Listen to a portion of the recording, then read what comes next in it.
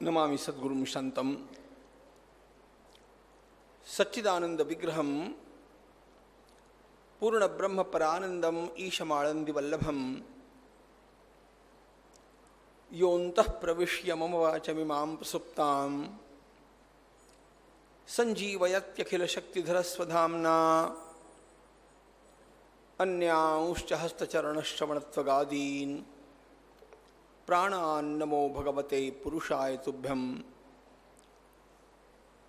ज्ञानेन योगेन च कर्मणा च भक्त्या च सर्वस्वसमर्पणेन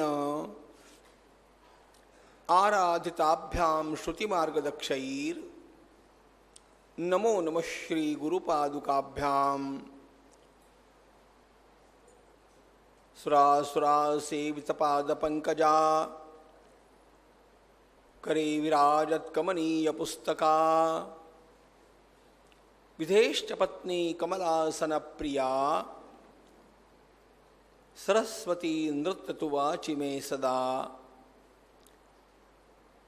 प्रह्लाद नारद पराशर पुंडरीक व्यासाम्बरीश शुक शौनक भीष्मदाल्भ्यान् रुक्मांगदार्जुन वसिष्ठ विभीषणादीन् पुण्यानिमान् परमभागवतान् स्मरामि।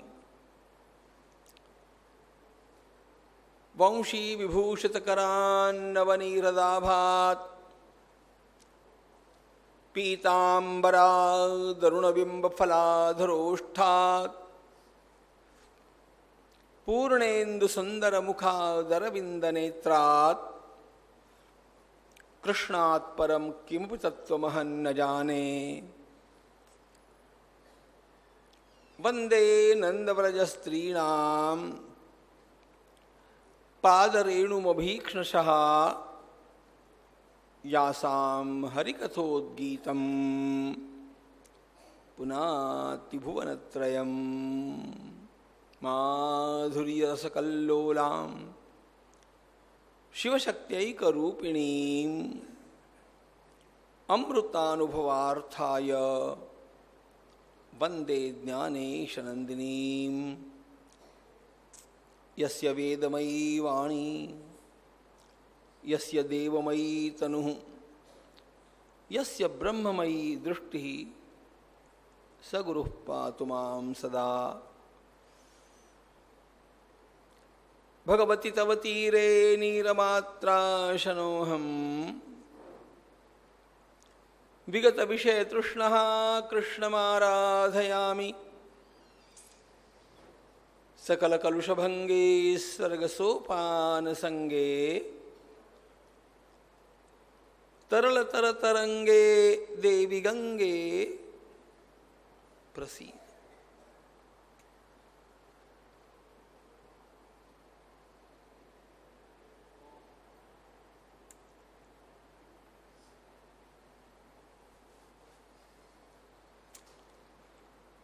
ओम नमो भगवते वासुदेवाय तस्मात् त्वमुद्धवोत्सृज्य चोदनां प्रतिचोदनां प्रवृत्तञ्च निवृत्तञ्च श्रोतव्यं श्रुतमेव च। मामेकमेव शरणं आत्मानं सर्वदेहिनां या हि सर्वात्मभावेन मया स्याह्य कुतो भयः।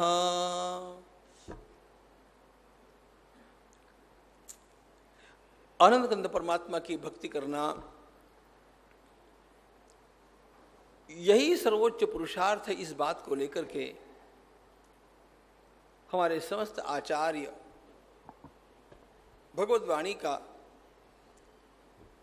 अंगीकार करते हुए सर्वत्र विचरण करते रहे।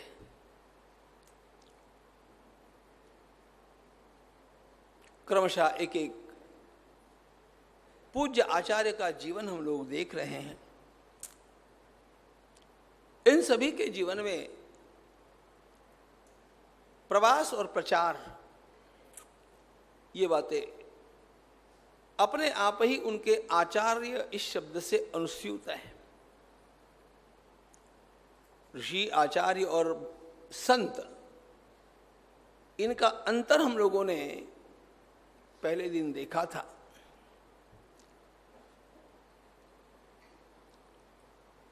परमात्मा के साथ अंतरंग में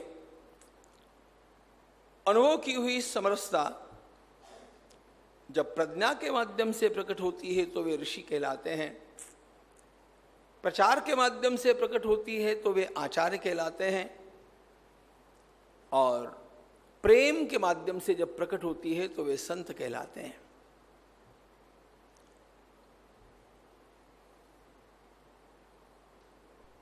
भारत के 5 प्रमुख आचार्यों का जीवन निरंतर प्रवासशील और लोगों में जागरण करने का एक अत्यंत महान यज्ञ रहा।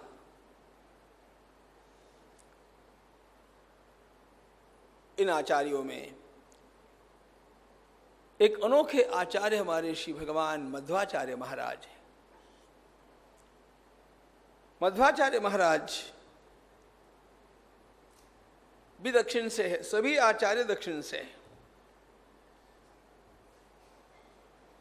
अवतार उत्तर में हुए और आचार्य दक्षिण में हुए। भक्ति के महात्म्य में एक बात आती है। भक्ति देवी अपना स्वयं का परिचय देते हुए कहती है, उत्पन्ना द्राविड़े साहम वृद्धिं कर्णाटके गता, क्वचित् क्वचिन् महाराष्ट्रे गुर्जरे जीर्णतांगता। मेरा प्रादुर्भाव द्रविड़ देश में हुआ, वहां से चलकर के मैं विकसित हुई।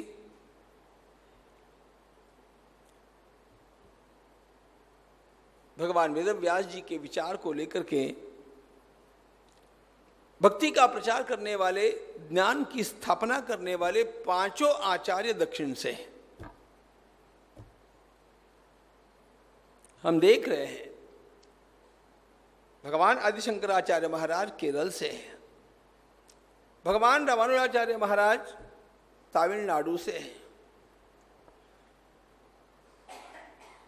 भगवान निम्बार्काचार्य महाराज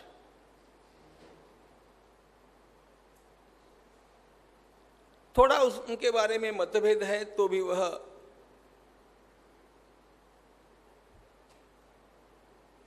आंध्र से है अथवा महाराष्ट्र से, प्रमाणित ये हो गया कि वे महाराष्ट्र से हैं।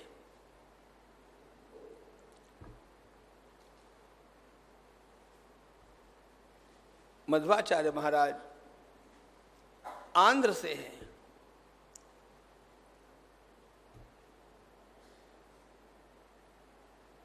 मध्वाचार्य महाराज कर्नाटक से हैं।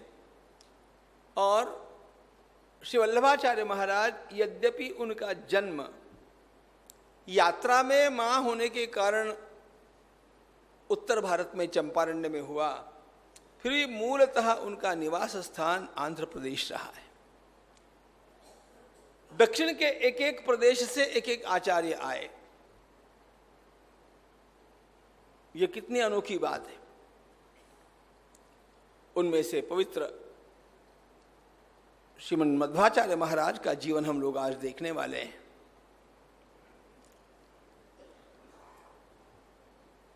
दक्षिण भारत जब जाते हैं तो जिन क्षेत्रों का दर्शन करना आवश्यक है,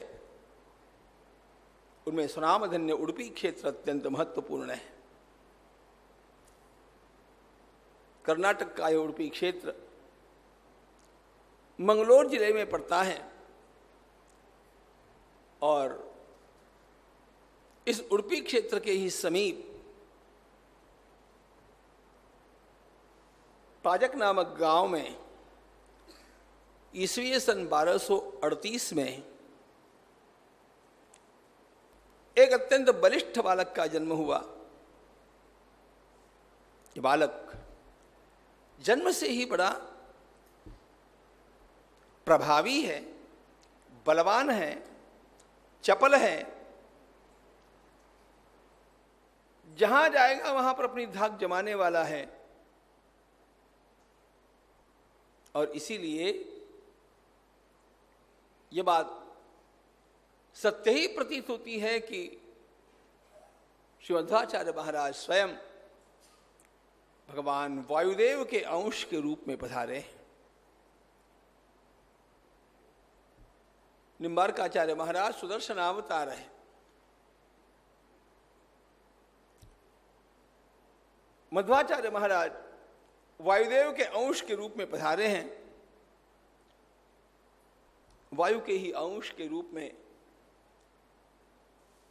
श्री हनुमान जी का अवतार हुआ, वायु के ही अंश में श्री मध्वाचार्य महाराज का अवतार हुआ, और उनका सारा कार्य ही उसी प्रकार का प्राप्त करनी होगी। तो मुझे वैवाहिक पाश में पड़ना नहीं चाहिए।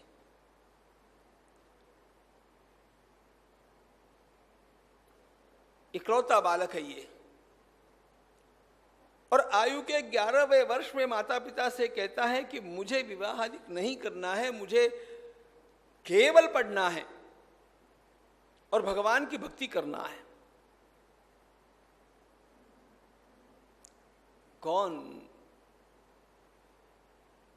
सहसा कौन इस बात का स्वीकार करेगा? लेकिन यह बालक इतना विश्वास के साथ बात करता है और पिताजी से यह बात कहता है कि देखो, आप मुझे इसके लिए अनुमति दे दो, मैं जाकर के संन्यास ग्रहण करने वाला हूं। उस समय अवस्था केवल 11 वर्ष की है। ये वासुदेव कहता है कि मैं जाकर के संन्यास ग्रहण करने वाला हूं, और आपने अपना पुत्र भगवान के लिए अर्पण किया। इसके फलस्वरूप मैं आपको भविष्य कथन करके कहता हूं कि मेरे जाने के पश्चात मेरे पीछे एक भाई का और जन्म होने वाला है।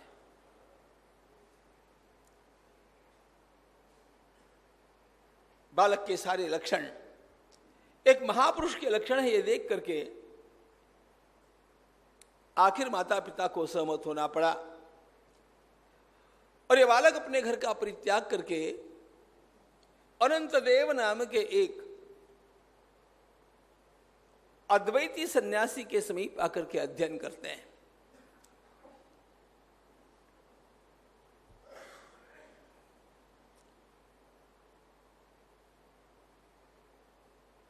कहीं न कहीं तो सन्यास ग्रहण करना ही होता है।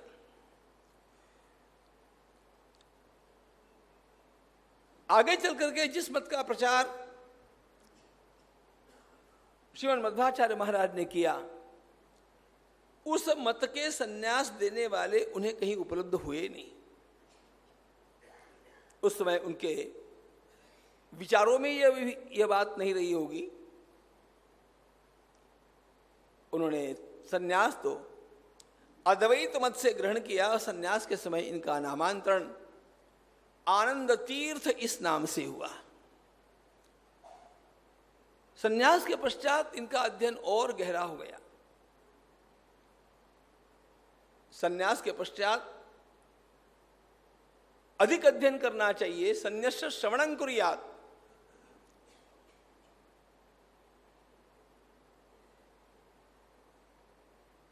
सन्यासी के जो कर्तव्य बतलाए हैं, उनमें 2 ही प्रधान कर्तव्य हैं, बाकी उसके लिए कोई कर्तव्य नहीं है। एक तो वह शास्त्रों का श्रवण करता रहे रोज, सन्न्यस्य श्रवणं कुर्यात्। सन्यास लिया और अध्ययन नहीं है, सन्यास बेकार हो गया। और आत्मानुसंधान करना, अब आप उसे आत्मानुसंधान कहिए या ईश्वर प्रपत्ति कहिए, सन्यासी का जीवन ईश्वर शरण जीवन होता है।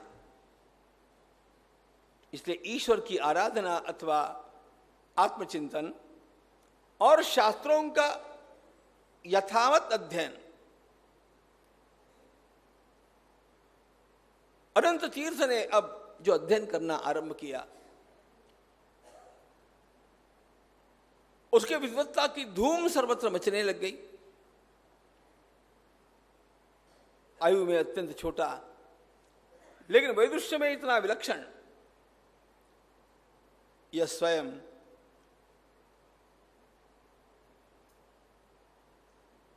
जहां जाता है सभी के गले अपनी बात उतारने में अत्यंत प्रवीण है।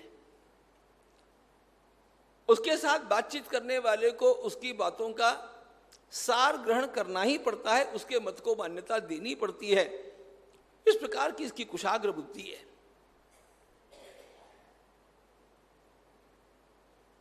गुरुजी के पास अध्ययन करते करते इसके ध्यान में आया कि जो गुरुजी के मत हैं वे पूरी तरह मुझे जचने वाले नहीं है, तो फिर क्या किया जाए? कोई बात नहीं, हमारे यहां पर यह देश पहले से ही मत स्वातंत्र का देश रहा है। यहां पर किसी के भी ऊपर अपना मत थोपने की परंपरा नहीं है। सभी लोग अपनी अपनी बात को खुल करके कह सकते हैं, और कभी कभी ये बात कहने वाले अपने को नास्तिक घोषित करके भी कहते हैं।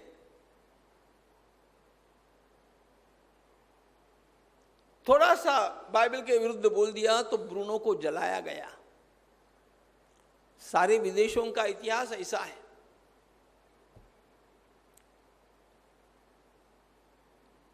सारे संसार में सर्वाधिक सहिष्णु देश यदि कोई होगा तो भारत है, और इस देश का नाश करने पर तुले हुए लोगों ने इसको असहिष्णु घोषित करना आरंभ किया। इंटॉलरेंस।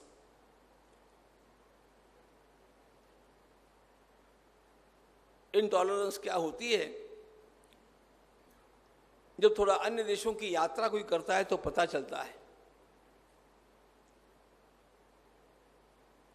त्रयो वेदस्य कर्तारा भंडन निशाचराः,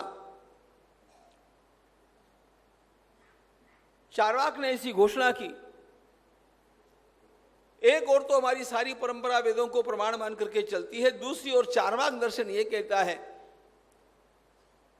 कि पता नहीं किन पागल लोगों ने इन वेदों का निर्माण किया, फिर भी हम लोग उसके विचारों को पढ़ते हैं। उनके विचारों को पहले पढ़ना, बाद में अन्य विचार पढ़ना, ऐसी हमारे यहां पर सरणी है। हर एक को अपने मत की अभिव्यक्ति करने का अधिकार है, और इसलिए कोई किसी पर अपना मत थोपता नहीं है।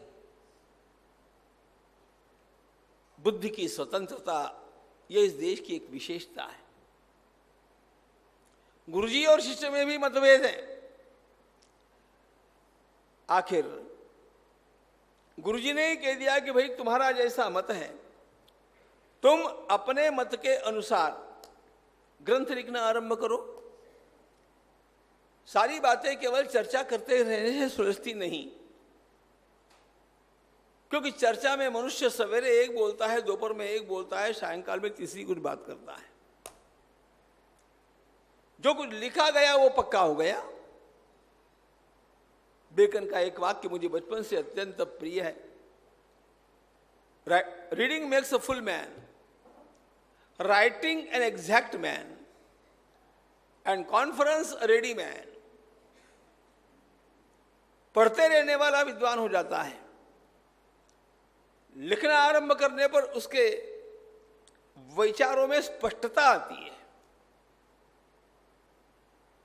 इधर उधर का हम सोचते हैं, लेकिन कागज लेकर के जब लिखने बैठते हैं ना, तो वे सारे मुद्दे क्रम से आने पड़ते हैं और वे निश्चित होने पड़ते हैं। लेकिन जब आदमी चर्चा करता है तो सर्वदा वो अपनी बात के लिए सिद्ध होता है, तैयार होता है। गुरुजी ने कहा भैया तुम अपना स्वतंत्र ग्रंथ लिखो, तब तुम्हारी बात समझ में आ जाए। आनंद तीर्थ ने स्वयं सबसे पहला गीता भाष्य लिखना आरंभ किया।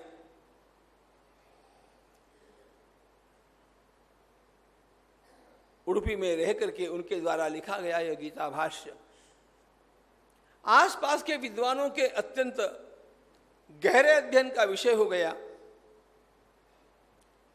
और उसी समय एक विशेष बात हुई।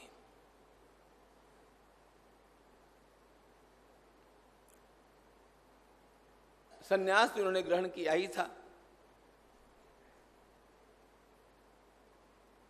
स्वयं तो आराधना करते भी थे। द्वारका से मलबार जाने वाला एक जहाज, ये सारा समुद्र का तट है, एक जहाज द्वारका से मलबार के लिए जा रहा है और बीच में वो जहाज डूब गया। स्वयं को बचाने के लिए कुछ लोग छोटी छोटी नौकाओं में से जैसे तैसे भाग करके तट तक आए, लेकिन जहाज तो डूब ही गया।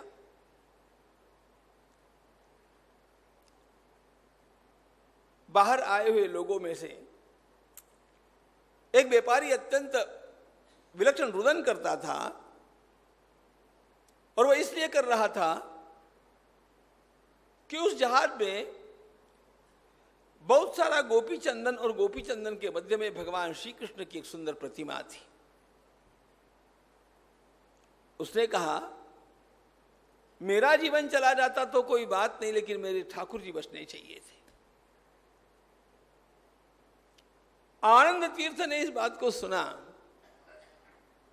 और ठाकुर जी की प्रतिमा उनके सामने स्वयं साकार हो गई। जहाज सागर में डूबा है। इस अल्पवयस्क सन्यासी ने जाकर के सागर में ही गोता लगाया, और सागर में वो बक्सा कहां हो, उस बक्से में जिसमें गोपी चंदन है उसके मध्य में वो प्रतिमा कहां हो। लेकिन ये ठाकुर जी की लीला है। जैसे भगवान आचार्य बद्रीनाथ जी में 3 बार डुबकी लगाए हैं कुंड में, और तीनों बार वही प्रतिमा उनके हाथ में आई, जिसको उन्होंने 2 बार थोड़ी सी खंडित दिखने के कारण पुनः विसर्जित कर दिया था। और आखिर ठाकुर जी ने कह दिया कि यही मेरा स्वरूप है जो यहां निवास करेगा। यह जैसा बद्रीनाथ जी में स्वयं भगवान आदि शंकराचार्य महाराज के लिए हुआ, अनंत तीर्थ स्वामी सागर में डुबकी लगाए, उनको ठीक से दिखता गया कि भगवान कहां विराजे हैं। भगवान को ही आना था। दिव्य श्री कृष्ण प्रतिमा लेकर के आनंद तीर्थ एति बाहर आए। किसी का विश्वास नहीं हो रहा था कि ऐसा कुछ होगा, लेकिन ये हुआ। और अब तो लोगों में एक बड़ी चेतना निर्माण हो गई। उन श्री कृष्ण भगवान की अत्यंत बड़े समारोह, उत्साह और श्रद्धा भाव के साथ उडुपी में स्थापना की गई। जब हम लोग जाते हैं दक्षिण के दर्शन में, तो उडुपी के अत्यंत सुंदर श्री कृष्ण का दर्शन अपने आप में एक अद्भुत दर्शन है।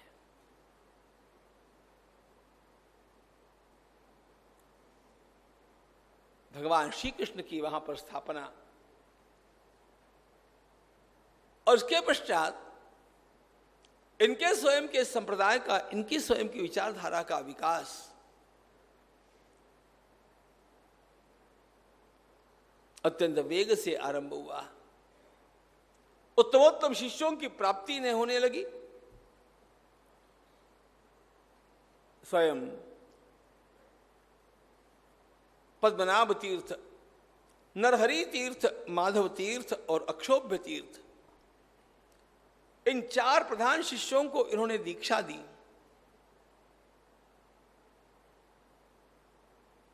मन में विचार आया,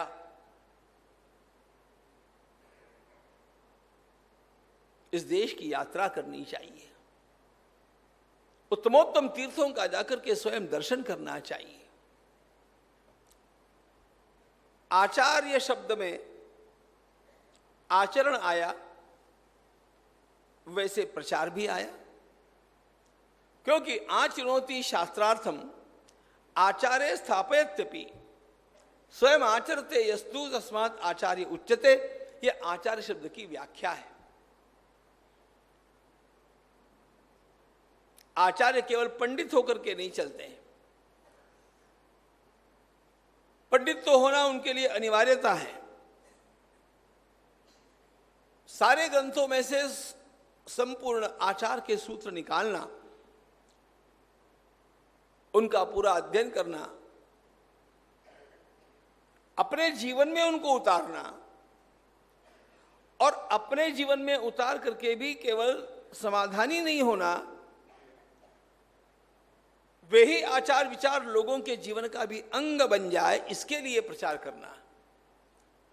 आचार्य का काम लोगों में अपने मत का प्रचार करना और लोगों को उस प्रकार से ढालना ये होता है, अपने अपने संप्रदाय की वृद्धि करना होता है। इसलिए आचार्यों के प्रचार के अंतर्गत ये सारे काम आते ही है।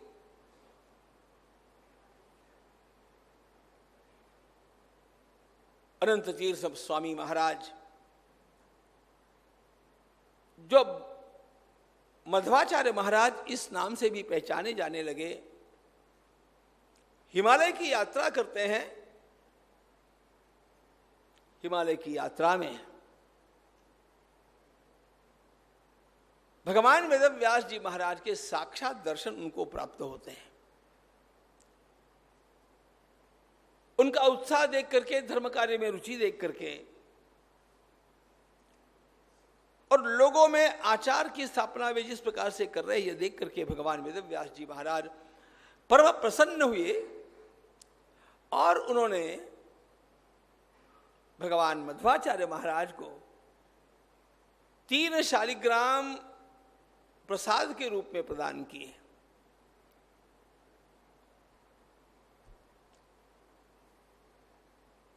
बद्रीनाथ जी का स्थान भगवान वेदव्यास जी का स्थान है। वहां साक्षात भगवान वेदांत दर्शन के प्रणेता और भगवान नारायण के स्वरूप वेदव्यास जी से वह दिव्य प्रसादी शालिग्राम जी भगवान के रूप में प्राप्त करके आचार्य लौटते हैं।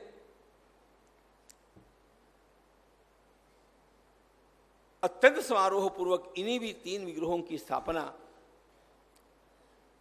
सुब्रह्मण्य क्षेत्र, उडुपी क्षेत्र और मध्यतल क्षेत्र, इन 3 क्षेत्रों में की जाती है।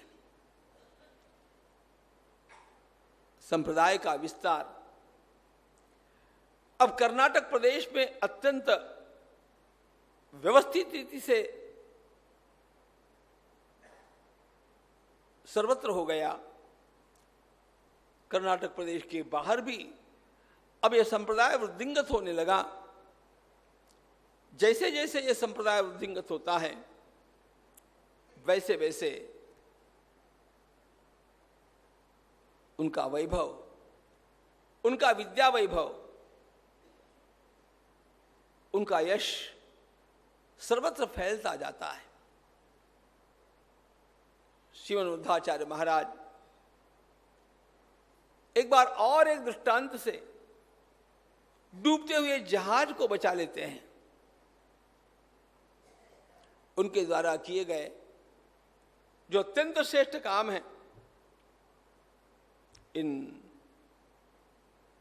कामों में परम वैदुष्यपूर्ण इनके द्वारा जो भाष्य लिखे गए वो महत्वपूर्ण है। वे स्वयं जिन ग्रंथों का प्रणयन किए, प्रमाण लक्षण, मायावाद खंडन, उपाधि खंडन, तत्वोद्योत, कथा लक्षण, कर्म निर्णय और विष्णु तत्व निर्णय, इसके साथ गीता भाष्य, गीता तात्पर्य निर्णय आदि इन सारे ग्रंथों के माध्यम से उन्होंने लोगों के भीतर परमात्मा के प्रति आत्यंतिक भक्ति भाव का उदय किया। भगवान आदि शंकराचार्य महाराज ने अद्वैत मत को स्थापित किया। मध्वाचार्य महाराज पक्के द्वैती है। उनकी स्वयं की विचारधारा किस प्रकार की है, इसकी ओर चलते हुए प्रथम उनकी विचारधारा का भी प्रधान केंद्र भगवत भक्ति ही है और भगवान की सेवा में ही अपना जीवन यापन करना, यह उनके सारे विचारों का अंतिम निष्कर्ष है। इसको ध्यान में रखा जाए। उडुपी में भगवान श्री कृष्ण की मुख्य स्थापना करने के साथ साथ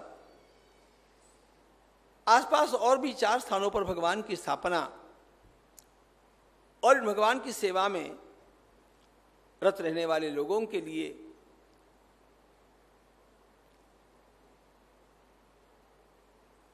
उपनिषद, ब्रह्मसूत्र और भगवद गीता के भाष्यों के माध्यम से जो दर्शन श्रीमन मध्वाचार्य महाराज ने प्रदान किया है, वह दर्शन मूलतः प्रगल्भ ज्ञानमय होकर के भी अंततोगत्ता भक्ति का प्रतिपादन करने वाला है।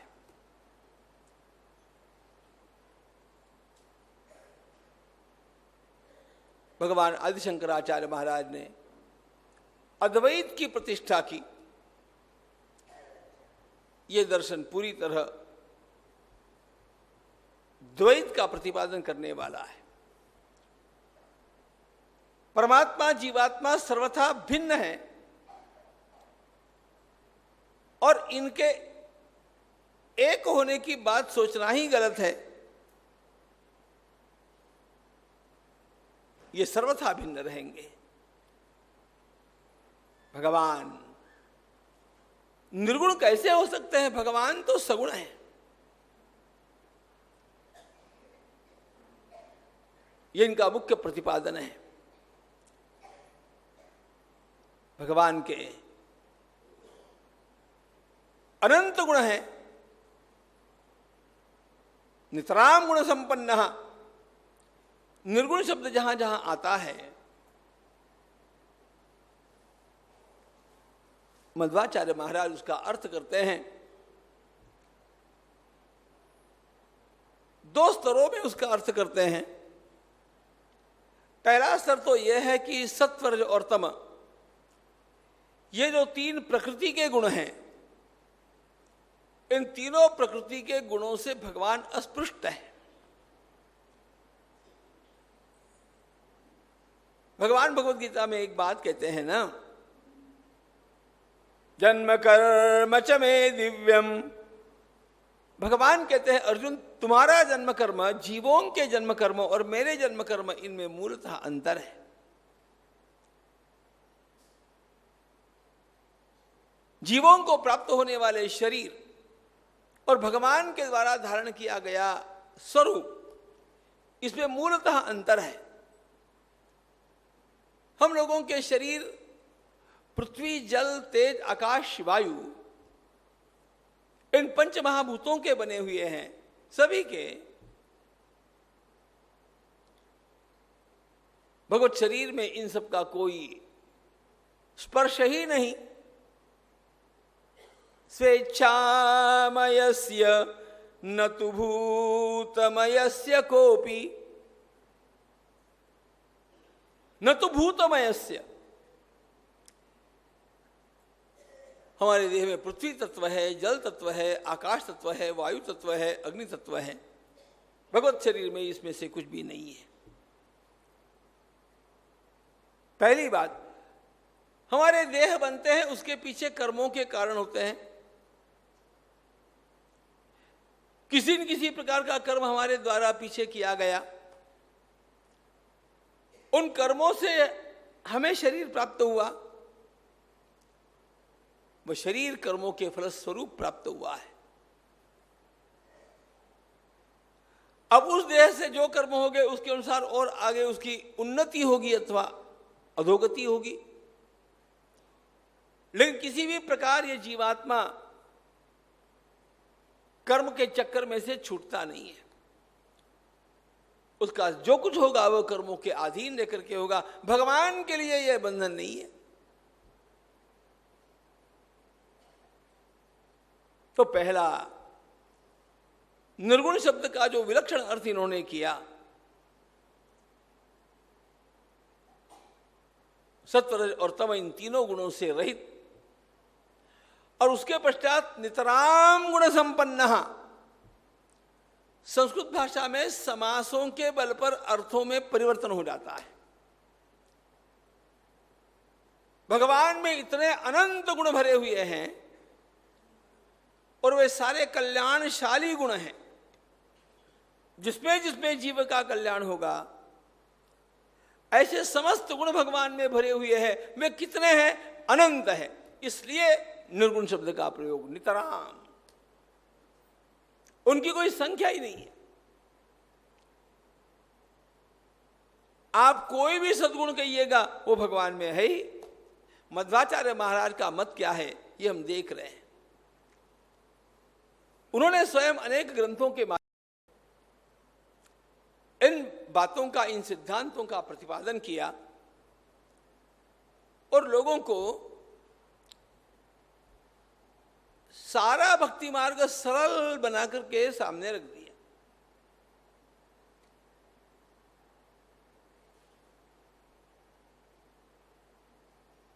एक बात ध्यान में आएगी आपके, भगवान आदि शंकराचार्य महाराज का जो वाङ्मय है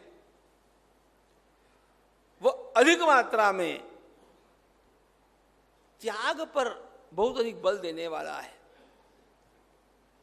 उनके सामने जो प्रधान लोग हैं वे सारे सन्यासी शिष्य हैं।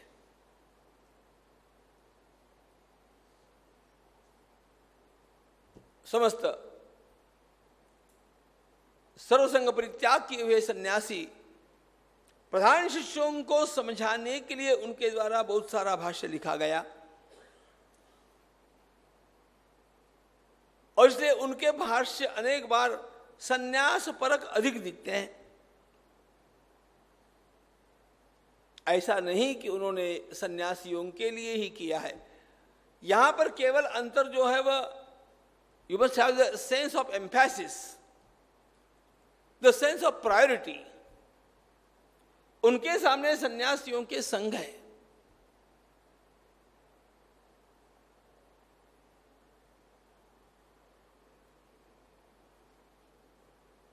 इसलिए अर्थम अनर्थम भावय नित्यम उनका कहना स्वाभाविक है।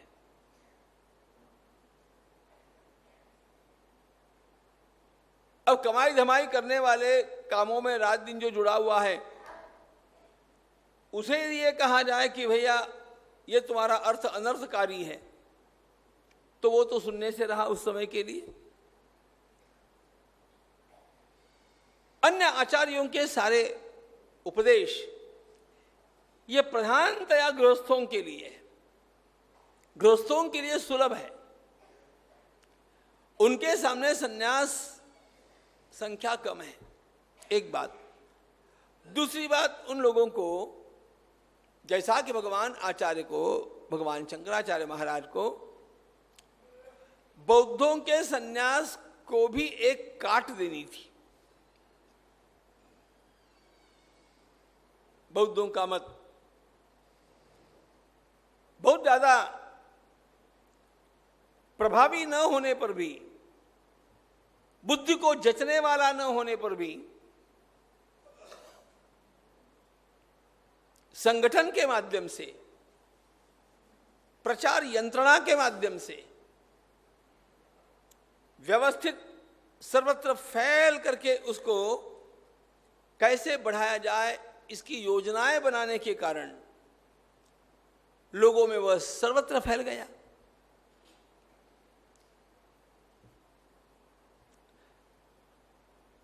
भगवान आदि शंकराचार्य महाराज के सामने प्रश्न था कि जैसे इंटेलेक्चुअल लेवल के ऊपर मुझे लोहा लेना है, उसी प्रकार ऑर्गेनाइजेशनल लेवल पर भी उनका संगठन तंत्र भी आत्मसात करके मुझे उस बारे में भी उनका उत्तर देना है। तो ऐसे में तो उनके सामने सन्यासी शिष्यों को प्रशिक्षित किए बिना अन्य गति नहीं थी। अपने कार्य के कारण अपना साहित्य कैसे प्रभावित होता है ये हम देख रहे हैं। ये सारी व्यवस्थाएं अन्य आचार्यों को थी नहीं, और इसलिए उनके द्वारा जो साहित्य का प्रणयन किया गया वह अधिक सरल भाषा में है। वह गृहस्थों के लिए भी सहज समझ में आ जाए और जीवन में पालन किया जाए, इस प्रकार का है। भगवान मध्वाचार्य महाराज स्वयं, इसलिए भगवान शंकराचार्य महाराज के द्वारा जो अर्थ किए गए उन अर्थों को बदल करके अपने अर्थ स्थापित करते हैं। भगवान आचार्य के भाष्य में निर्गुण पक्ष अधिक महत्वपूर्ण माना गया, क्योंकि बौद्धों के साथ लोहा लेना है।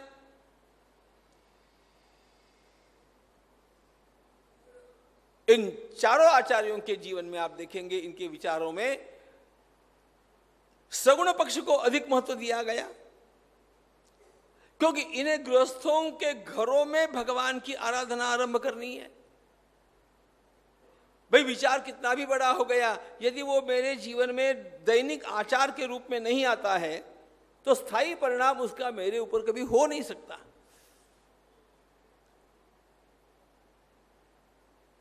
तो इन सारे आचार्यों को, गृहस्थों को कुछ आचार संहिता देनी है। इस आचार संहिता में मध्वाचार्य महाराज एक बात के अत्यंत आग्रही है कि आपको और कुछ भी नहीं करना है। आपको भगवान महाविष्णु की दिव्य प्रतिमा अपने घर में पधरा करके और श्री हरि भगवान नारायण अथवा महाविष्णु की सेवा में अपना जीवन लगाना है। उसकी सेवा ही सब कुछ है।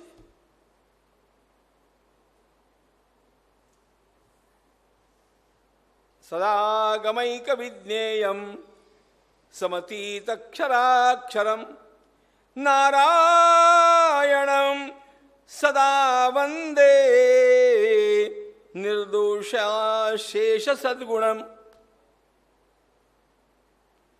आपके जीवन का केंद्र, आपके गृहस्थ आश्रम का केंद्र आपके लिए केवल नारायण हो जाए। घर उनके लिए है, परिवार उनके लिए है, धन उनके लिए है, आप भी उनके लिए, सब कुछ उनके लिए है। वे ही आपके जीवन के केंद्र है, वे ही आपके परिवार के केंद्र है। यह मूल बात ध्यान में रखना।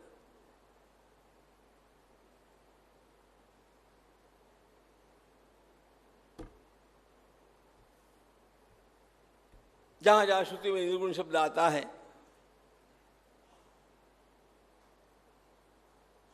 हमारे आचार्यों की एक विशेषता है, उन्होंने श्रुति के शब्दों के लिए आपत्ति कभी उठाई नहीं।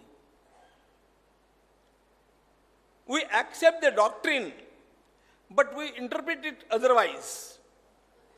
ये यहां का जीवन सूत्र है। सबने वेदों को मान्य किया, सबने गीता को मान्य किया, सबने ब्रह्म सूत्रों को मान्य किया।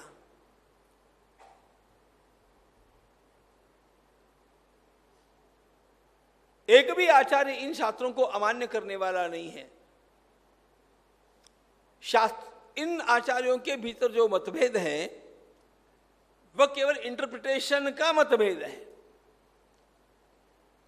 निर्गुण शब्द का अर्थ क्या किया जाए, एक उदाहरण के रूप में अभी हमने देखा। निर्गुण शब्द का अर्थ करते समय भगवान आदि शंकराचार्य महाराज अलग करते हैं। मध्वाचार्य महाराज कहते हैं कि मुझे वैसा अर्थ करने की आवश्यकता नहीं लगती।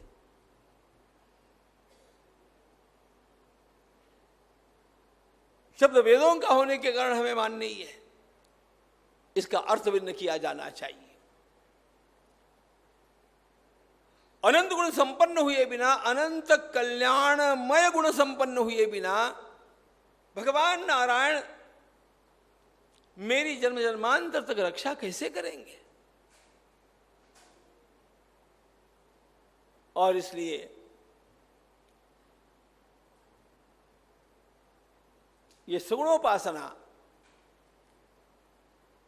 गृहस्थों के ध्यान में बहुत जल्दी आ जाती है। आपको बैठा करके ये कहा गया, सामने चित्र वित्र कुछ नहीं, भगवान का कोई रूप नहीं, बस बैठो और केवल सोहम सोहम करो, जो करेगा वो कर लेगा। यदि ये कहा गया कि आत्मानुसंधान करो, अत्यंत अल्प लोग जो उसके अधिकारी हैं, उतनी परिपक्वता जिनमें है वो शायद कर भी लेंगे, लेकिन पूरे परिवार के लिए यह नहीं चलता। पूरे परिवार को यदि धर्म में ढालना है, सात्विकता में ढालना है, तो उसके लिए एक ठाकुरबाड़ी की ही आवश्यकता है। उसके लिए भगवान के अतीव सुंदर अनेक गुण संपन्न ऐसे श्री विग्रह की आवश्यकता है।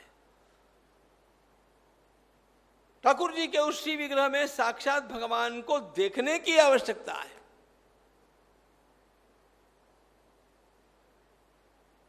सारे आचार्यों ने धर्म की स्थापना भगवान की सगुण भक्ति के माध्यम से की है। मध्ययुगीन काल में इतने अत्याचारों के चलते हुए भी धर्म बचा।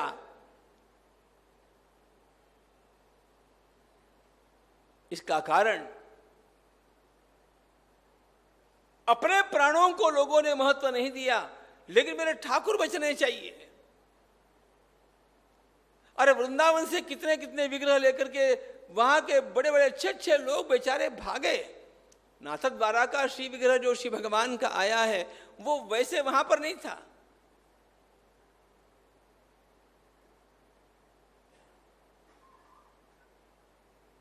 जयपुर के जो भगवान गोविंद देव स्वामी हैं वे जयपुर के नहीं थे।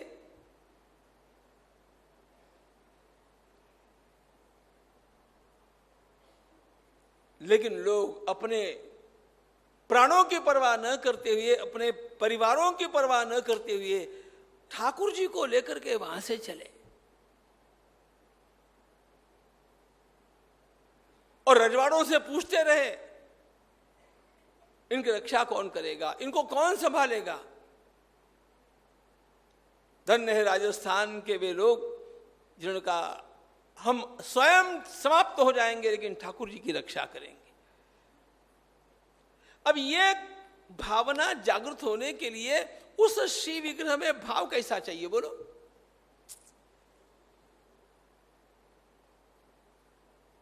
यदि कोई ऐसा कहने वाला मिल गया, अरे क्या है भगवान की प्रतिमा ही तो है ना, एक प्रतिमा का कुछ हो गया तो दूसरी बनवा लेंगे, ये बनवा लेंगे की बात नहीं है।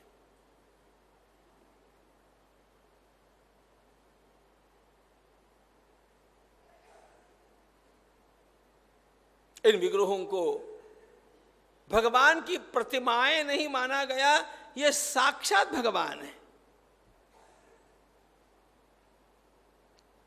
और इसलिए उनकी सेवा पूजा करने में, उनका संरक्षण करने में इन राजा लोगों ने अपने जीवन लगा दिए, प्राण लगा दिए। और ये जो भाव है, ये भाव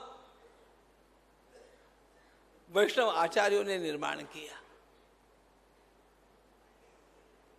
प्रतिमा के रूप में साक्षात श्री भगवान पधारे हैं।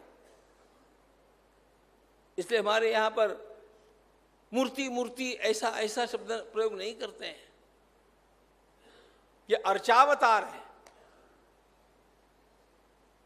अवतारों के जो प्रकार हैं, भगवान इस रूप में हमारे लिए आए और इसलिए जैसे किसी महाराजा की सेवा होगी वैसे ठाकुर जी की सेवा।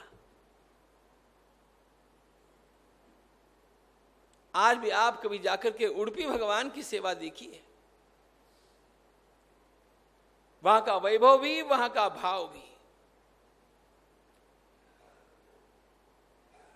अब मध्वाचार्य महाराज का विचार कर रहे हैं इसलिए उडुपी की बात कर रहा हूं, लेकिन सारे वैष्णव स्थानों में आपको भगवान की सेवा करते समय साक्षात भगवत सेवा की ही भावना मिलेगी।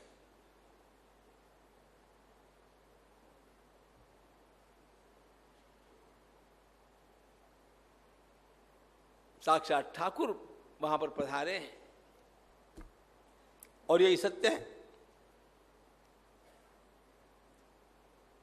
मध्वाचार्य महाराज कहते वो निर्गुण निर्गुण कुछ नहीं, भगवान सगुण है, भगवान साकार है, वे अनंत शक्तिमान है। जैसे अनंत शक्तिमान है वैसे अनंत गुण संपन्न है। वे स्वयं सिद्ध है, वे सबके नियामक है। ही कंट्रोल्स एवरीथिंग। और इसलिए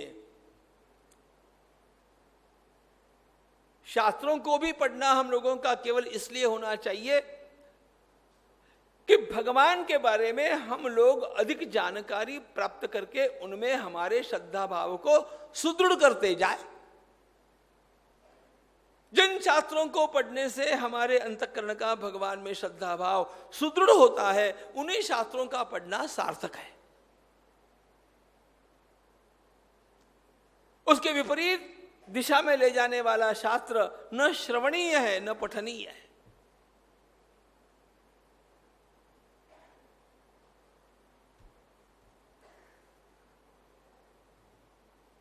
जीवात्मा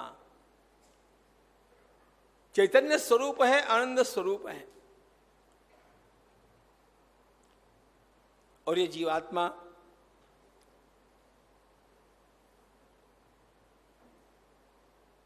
दुखों से मुक्त होने के लिए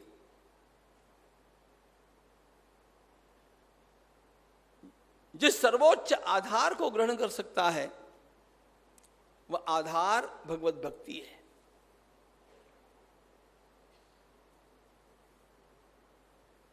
भक्ति को समझने के लिए ज्ञान की भी आवश्यकता है। भगवान मध्वाचार्य महाराज ज्ञान की महत्ता का प्रतिपादन करते हैं। मध्वाचार्य महाराज जी के संप्रदाय में इतने अच्छे अच्छे ज्ञानी लोग हुए हैं, हैविंग टर्स लॉजिक।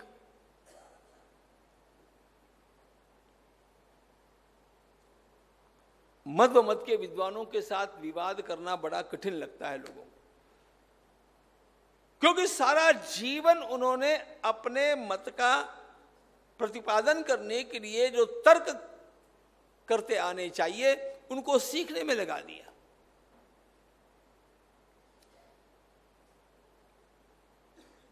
यह अद्भुत ज्ञान है, लेकिन भगवान आचार्य कहते हैं कि यह ज्ञान महत्वपूर्ण नहीं है यदि उसके साथ भक्ति जुड़ी हुई नहीं है। ज्ञान का गौरव भक्ति की प्राप्ति में, वैसे अपने आप ज्ञान का उपयोग नहीं। ज्ञान श्रेष्ठ है,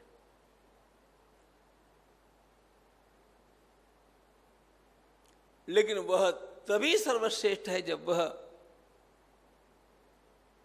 मुझे भक्ति तक पहुंचाता है। इसलिए अंतिम सिद्धांत इनके मत का भक्ति ही है। भगवान की सेवा करना, भगवान की पूजा करना, भगवान का रसास्वादन करना, यह जिन जीवों के लिए संभव हो गया वे जीव धन्य हैं। इस अवस्था को प्राप्त करने के लिए क्या क्या करना होता है? मध्वाचार्य महाराज कहते हैं शुद्ध भक्ति की प्राप्ति के लिए वैराग्य की अनिवार्यता है। भोग बुद्धि पूर्वक सारा जीवन व्यतीत कर देंगे और भगवान के चरणार विंदों में हमारा निश्चल प्रेम निर्माण हो जाएगा, यह संभव नहीं है।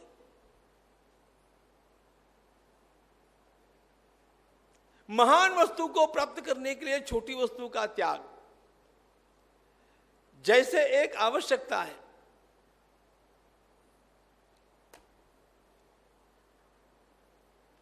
पांचवी सीढ़ी पर मुझे पहुंचना है, लेकिन 2 नंबर की सीढ़ी मुझे इतनी अच्छी लगी कि वाह वाह वाह, मैं इसको बिना छोड़े वहां पहुंच जाऊं। कौन कैसे पहुंचेगा?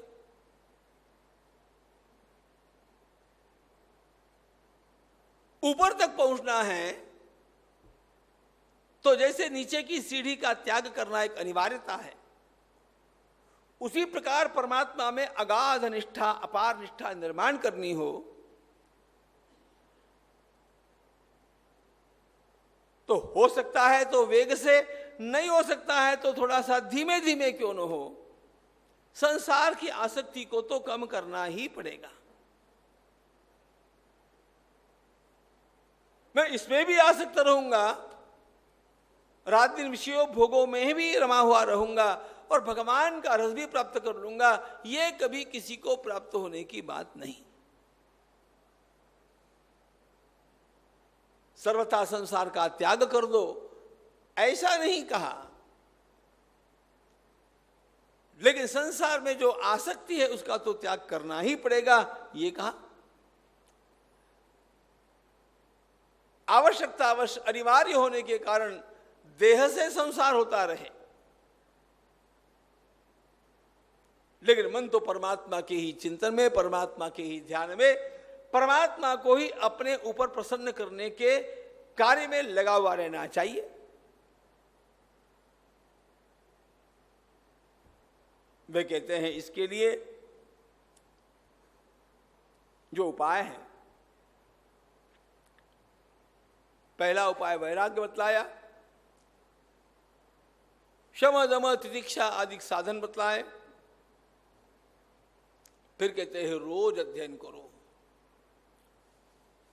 सदग्रंथों का रोज रोज अध्ययन करना, सदग्रंथों का रोज पारायण करना, पूरा न कर सकने पर भी थोड़ा थोड़ा उसका अवलोकन करते रहना। ये नहीं करेंगे तो आपकी भक्ति का टेम्पो नहीं रहेगा। भागवत की कथा का श्रवण करते करते रोज पूजा में बैठो और क्या लगता है देखो, और कथा का श्रवण जिसने किया ही नहीं लेकिन सेवा पूजा करने की बारी उस पर आ गई है,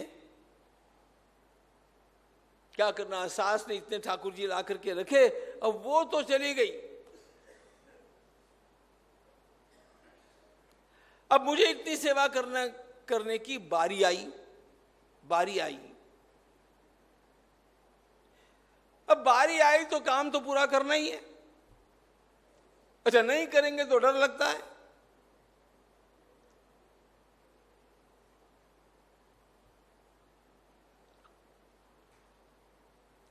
ये हो गई रूटीन की सेवा, जो एक काम के रूप में आप लोग पूरी कर लेते हैं। लेकिन यदि इस प्रकार की भगवान की सेवा करते करते आपका स्वाध्याय चलता रहा, श्रीमद् भागवत जैसे ग्रंथों का श्रवण चलता रहा, तो अपने आप उस आपकी रोज के की जाने वाली सेवा में गहराई आएगी, भगवान के प्रति भाव उमड़ने का आरंभ होगा। इसलिए हमारे यहां पर दो शब्दों को साथ में कहा जाता है, पाठ पूजा अथवा पूजा पाठ। कहते हैं ना, मैं उसका पूजा पाठ हो गया।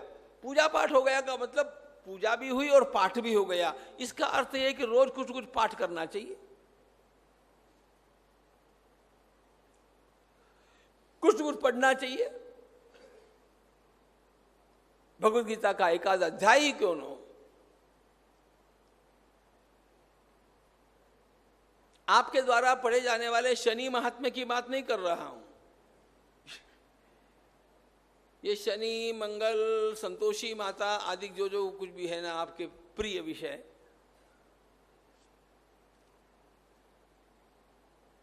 ये आपके भौतिक आवश्यकताओं की पूर्ति के लिए आप लोग उनका करना आवश्यक मानते हैं, तो उसके करने में न इस संप्रदाय के आचार्य जी को कोई आपत्ति है, न मूल सनातन धर्म को कोई आपत्ति है। अब ये आवश्यक काम है तो कर लिया जाना चाहिए, तो कर भी लीजिए ना, उसको करने में आपत्ति नहीं है। लेकिन नित्य स्वाध्याय जिन ग्रंथों का होना चाहिए और नित्य सेवा जिस प्रभु की होनी चाहिए, वो बात अलग है। भगवद गीता का पाठ है या अपने इष्ट प्रभु के दिव्य स्तुति पाठ है जिनमें लौकिक का मनाए नहीं है। भगवान आचार्य कहते हैं सद्ग्रंथों के स्वाध्याय से अपने आप हमारी ईश्वर के बारे में जो संकल्पना है वो स्पष्ट भी होती जाती है और वो गहरी भी होती जाती है। फिर कहते हैं भावना निरंतर शरणागति की रखनी चाहिए। मैं ईश्वर के चरणों में शरण आकर के और अपने जीवन को चढ़ा चुका हूं, यह भावना जितना जितना हो सकता है अपने गुरुजी के पास जाकर के रहना, गुरुकुलवास, उसके कारण हमारे जो जो संस्कार कुछ कम अधिक हो गए होंगे वे पुनः ठीक ठाक हो जाते हैं। फिर कहते हैं भैया जितना अच्छा कर्म कर सकते हो तो ठीक है, कम से कम एक बात तो करो, निषिद्ध कर्मों का तो त्याग कर दो। भक्ति कैसी करनी है वो तो बाद में जब समझेंगे तब समझेंगे, लेकिन चोरी नहीं करनी है इस बात का तो आपको पता है। इसका त्याग होना चाहिए। ऐसा जो भी निषिद्ध कर्म है वो मेरे द्वारा कभी भी ना हो, इसके लिए सावधान रहना यह भी जीव का कर्तव्य है।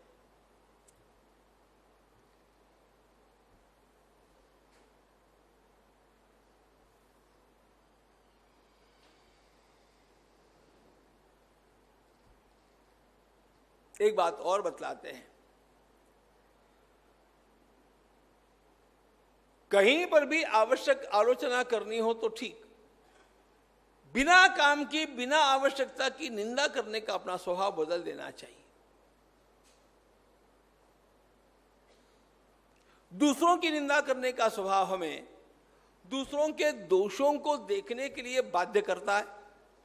और एक बात ध्यान में रखना, आपने जो जो विचार किया वो चाहे किसी भावना से भी क्यों न किया हो, वो विचार आपके मन के ऊपर अपने चित्र खड़े करता है।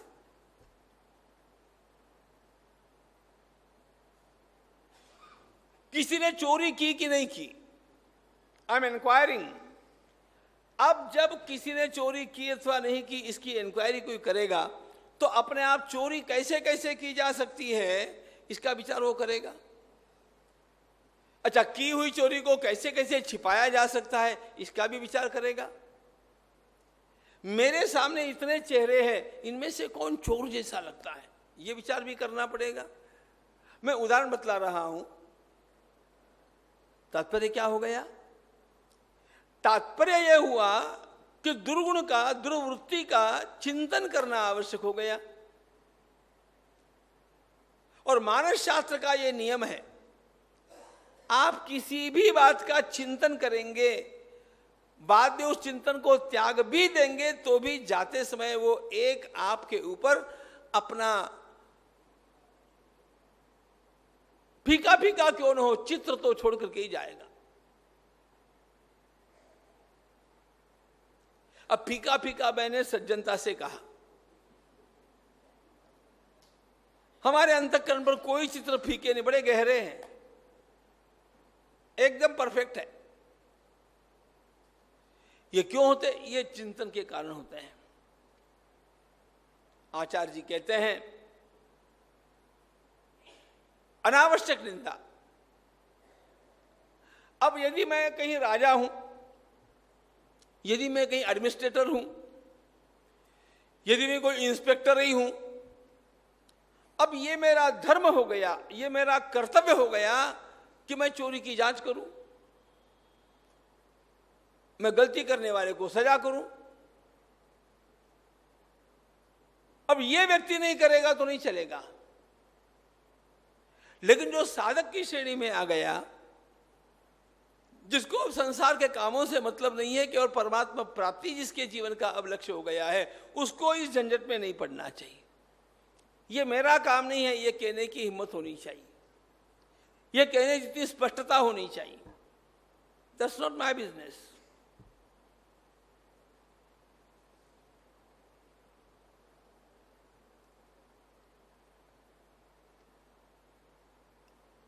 आलोचना करना, निंदा करना, ये मेरे कर्तव्य का अंग हो जाए तो बात दूसरी है।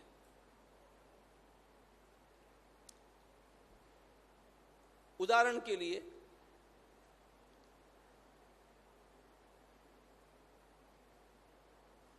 विमान में बैठने से पहले हम लोग सिक्योरिटी चेक करते हैं। कल्पना करो कि आप वहां के ऑफिसर हैं और आपने आकर के भागवत की कथा सुनी, और भागवत की कथा में आपने ये सुना, सीय राममय सब जग जानी, तो आने वाले किसी भी व्यक्ति को चेक करने के पूर्व बिना चेक किए ही आप, ये तो राम जी है, ये तो साक्षात भगवान है, अरे कल ही मैंने कथा में सुना था ना। मुद्दा क्या है?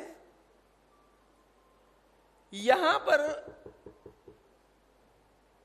मेरा कर्तव्य, मेरा धर्म कुछ और है, इसलिए वहां पर मुझे अपने कर्तव्य का, अपने धर्म का पालन करना चाहिए, क्योंकि वो आवश्यक है। इसलिए यहां का जो शब्द है ना, मध्वाचार्य महाराज ने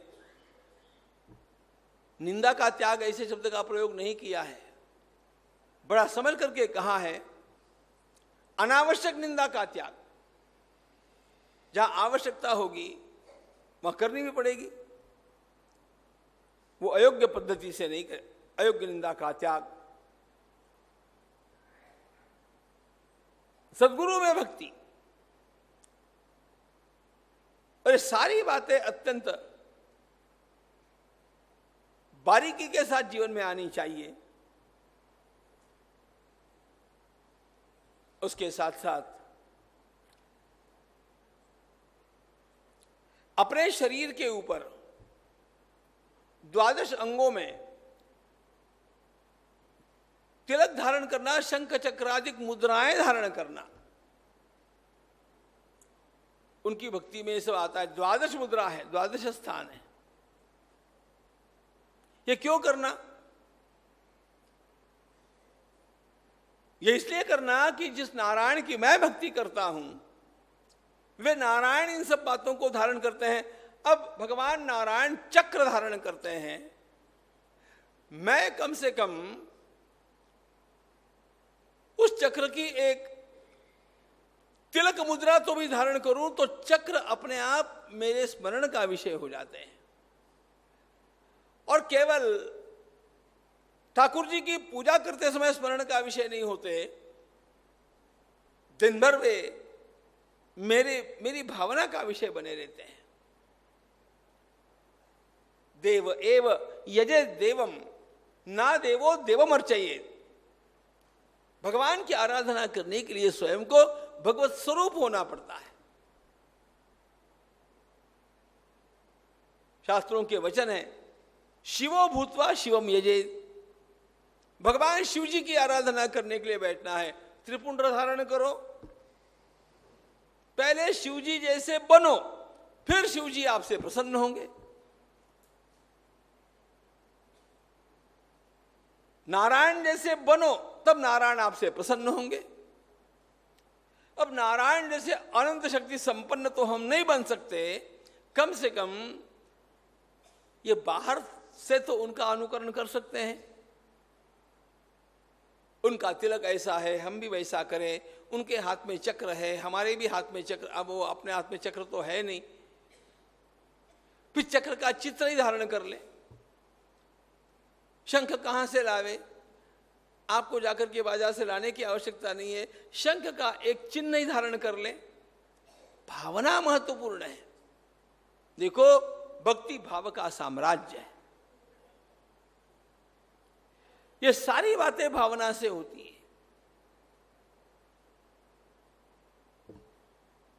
वर्णन करते हैं,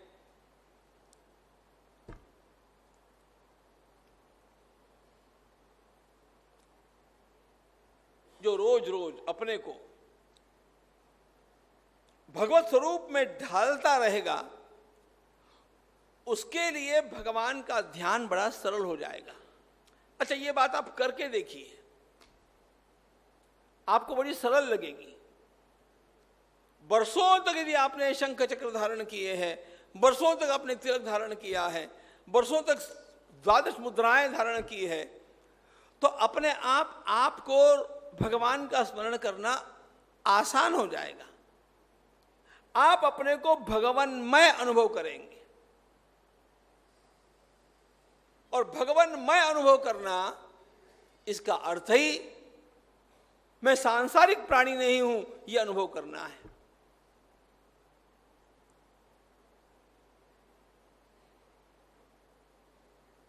मैं सांसारिक प्राणी नहीं हूं तो कौन हूं? मध्वाचार्य महाराज कहते कि आप संसार के है ही नहीं। अजी वो तो ठीक है, लेकिन वेदों में लिखा है ना, तत्वमसि, तत्वम असि। भगवान आदि शंकराचार्य महाराज ने इसका सीधा अर्थ किया, वो परब्रह्म तत्व ही आपका स्वरूप, वो परब्रह्म तत्व ही है। तत्वम असि। मध्वाचार्य महाराज कहते हैं गलत बात। वो जीव कैसे अनुभव करेगा कि वो परब्रह्म स्वरूप मेरा स्वरूप है? परब्रह्म भगवान तो सच्चिदानंद स्वरूप है और परम स्वतंत्र है, और मुझे तो दिन भर लोगों से एडजस्ट करना पड़ता है।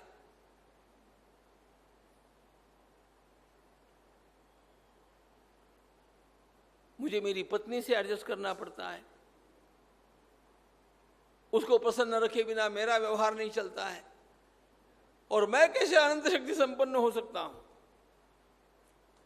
अच्छा, मेरी पत्नी कहां एब्सोल्यूट है? वो भी बेचारी अपने सास की सेवा करती कि नहीं पता नहीं, लेकिन अपनी नौकरानी का मन रखने में मशगूल रहती। काम वाली है उसका सबसे बड़ा आधार। भगवान की पूजा हो चाहे न हो, सास को चाहे पिलाए चाहे न पिलाए, लेकिन कहीं किसी काम वाली ने कह दिया कि मैं कल से आने वाला, प्लीज प्लीज प्लीज प्लीज, उसका जो डांस आरंभ होता है।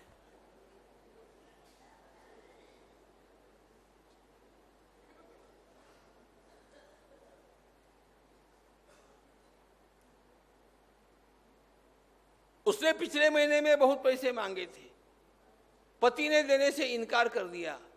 पत्नी कहती है कि मैं तुम्हें चुपचाप दे दूंगी, तुम उनको मत बोलना, लेकिन तुम please, yes I am talking of you. आप नहीं करते होंगे ऐसा। मूल बात क्या है? सच्चिदानंद परब्रह्म स्वरूप मेरा स्वरूप है। Just can't believe. इसलिए भगवान शंकराचार्य जी महाराज की ये सारी बातें बड़ी कठिन लगती है गृहस्थों को। मध्वाचार्य महाराज कहते हैं अरे उन शब्दों का अर्थ ही वैसा नहीं है, शंकराचार्य जी ने गलत कह दिया, वो ऐसा बोलते हैं। लेकिन फिर तत्वमसि का अर्थ क्या है? वे कहते तत्वमसि का सीधा समास करो ना, तस्य त्वम असि। तुम परमात्मा के हो, तुम भगवान के हो। जैसे ही ऐसा अर्थ बदल दिया, हम लोगों के लिए बड़ा आसान हो गया। गाना भी शिवा के बिहारी नंदलाल मेरो है श्री। आप भगवत स्वरूप है, यह तत्वमसि का अर्थ गले उतरना कठिन लगता है, लेकिन आप भगवान के हैं, यह अर्थ गले उतरना आसान लगता है। इन सब बातों को दृष्टिगोचर रख करके श्रीमद् मध्वाचार्य महाराज अपने भाष्यों का और अपनी विचारधारा का प्रणयन करते हैं। चलो, बात ध्यान में आ गई कि हम भगवान के हैं। हम भगवान के क्या है? कुछ तो होंगे। क्या है? मालिक है कि बाप है कि माँ है कि बेटे हैं कि कौन है, कुछ तो होंगे। मध्वाचार्य महाराज ने कहा आपको जो बनना चाहिए वो बन जाइए,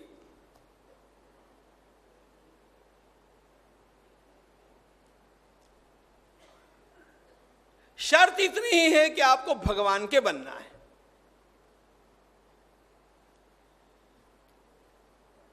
एक सुंदर श्लोक उनके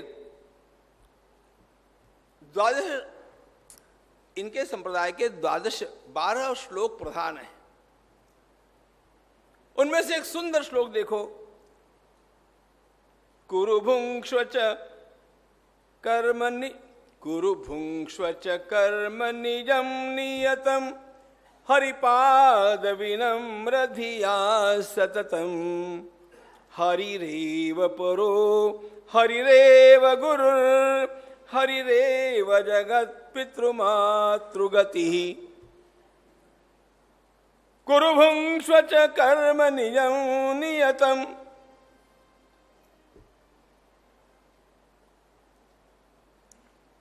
आप कर्म करते हैं, आपको कर्म करने चाहिए। आपके कर्मों के निश्चित फल होंगे, उन फलों को आपको भुगतना चाहिए। और ये करते करते आपको निरंतर ये धारणा रखनी चाहिए कि आप भगवान के हैं। भगवान आपके सर्वस्व है।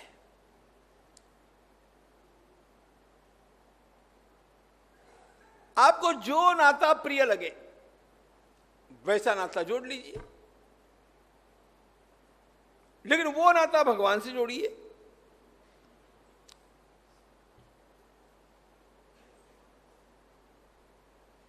श्रीमद् मध्वाचार्य महाराज ने समझाने के लिए उदाहरण देते हुए श्रीमद् भागवत जी का उपयोग किया, और वे कहते हैं क्या रे, भगवान के साथ अंतरंग में नित्य जुड़े रहने के कारण पापियों का भी उद्धार हो जाता है। 2 उदाहरण में देते हैं। कंस ने कौन सा पुण्य किया था जी? आप लोग तो हाथ में माला लेकर के भगवान के नाम का जप करते हैं, जो कुछ भी करते होंगे। कंस ने कौन सा जप किया था? जप नहीं किया, प्रेम नहीं किया, श्रद्धा नहीं रखी, लेकिन कंस का उद्धार हो गया। और जिस प्रकार की मृत्यु कंस को प्राप्त हुई, वैसी मृत्यु प्राप्त करने के लिए तो संतों के भी मन में इच्छा जग सकती है।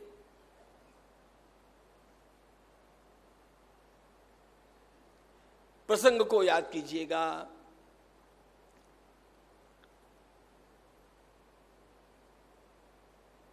मथुरा जी की सभा में श्री भगवान कंस के मंच की ओर दौड़ करके जाते हैं, बालों को पकड़ करके कंस को नीचे पटकते हैं। कंस नीचे गिर गया, भगवान उसकी छाती के ऊपर कूद करके खड़े हो गए। यह घटना है। अब जरा देखिए, कंस का यह अंतिम क्षण है,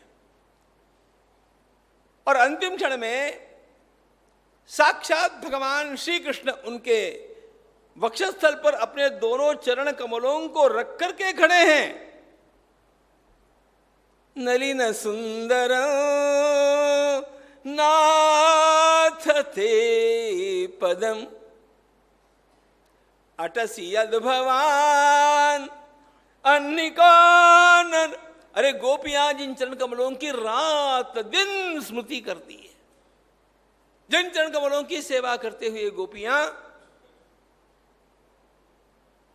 बस हमें उतना ही अवसर प्राप्त हो जाए।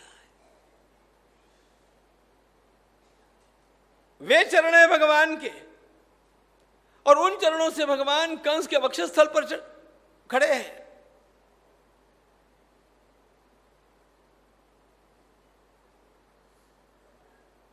वैष्णव लोग मृत्यु के क्षण में अपने वक्षस्थल के ऊपर शालिग्राम जी रहे ऐसी इच्छा करते हैं।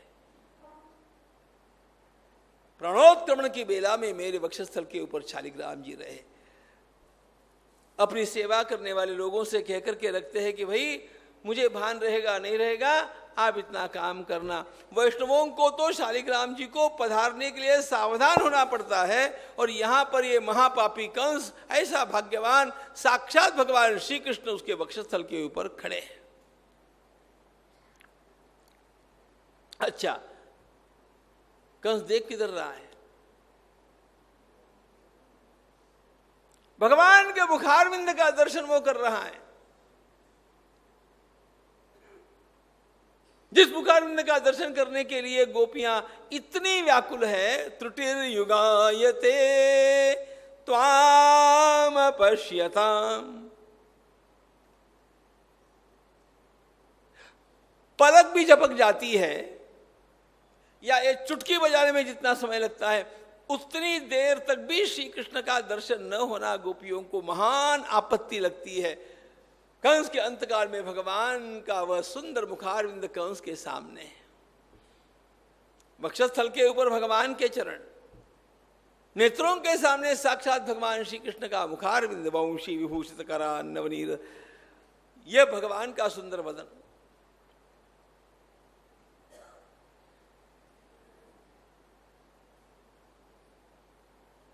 गीता में भगवान ने स्वयं सिद्धांत बतलाया है ना, यम यम वापि स्मरण भावम तंते कलेवरम तंतमेवैति कौन्तेय सदा तद्भाव भावितः। अर्जुन, मैं तुम्हें वचन देकर के ये बात बतलाता हूं कि अंत काल में जिसका स्मरण होगा जीव की वही गति होगी। धन्य है कंस का अंतकाल। देखो,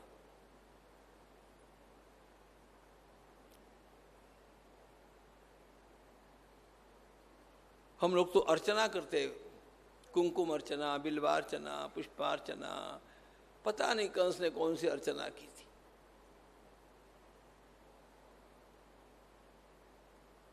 अच्छा, दूसरी भी एक सज्जन है शिशुपाल, जिसका नाम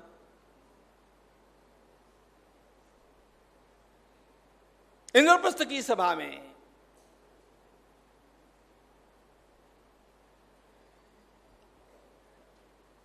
जब विषय आया भगवान के अग्र पूजन का, और सहदेव जब अग्र पूजा करने लग गए तो शिशुपाल ने आपत्ति उठाई, गालियां दी, विरोध किया, सब कुछ हुआ। प्रसंग आगे नहीं बतलाता हूं, वो मुख्य विषय नहीं है आज। भगवान ने उस समय जब शिशुपाल भीष्म को भी गालियां देने लग गया तो उठ करके भगवान ने स्वयं चक्र से उसका शिरच्छेद किया। घटना यह है, शिशुपाल का शिरच्छेद तो हुआ, लेकिन बाद में क्या हुआ वहीं पर यह वर्णन किया गया है कि शिशुपाल के भीतर से निकली हुई प्राण ज्योति भगवान में लीन हुई। वाह, तो डायरेक्ट एंट्री हो गई। हमें तो पता नहीं कौन सी गति मिलेगी, सद्यो मुक्ति, क्रम मुक्ति, भागवती गति, या फिर कितने जन्म लेकर के फिर कोई गति। ये तो सीधा भगवान में लीन। मध्वाचार्य महाराज प्रश्न ये पूछते हैं कि ये बताइए भाई, इन लोगों ने क्या साधन किया था? इन्होंने तो भगवान को अपना कोई प्रेमी माना नहीं, शत्रु माना। कंस ने भगवान का भय रखा और शिशुपाल ने भगवान का द्वेष धारण किया। कंस डरता है तो आठवां। वो जब से उस आकाशवाणी को सुना है तब से कंस के अंतःकरण में ये 8 आंकड़ा जम गया। आदमी के मन में 2 ही लोग जमते हैं, एक तो जिससे वो बड़ा प्रेम करता है या जिससे बहुत डरता है। प्रेमी मन से जाता नहीं, और जिससे बड़ा डर लगता है वो आदमी दुर्बल आदमी के मन से जाता नहीं। पता नहीं क्या हो जाएगा, पता नहीं क्या हो जाएगा, पता नहीं क्या हो जाएगा।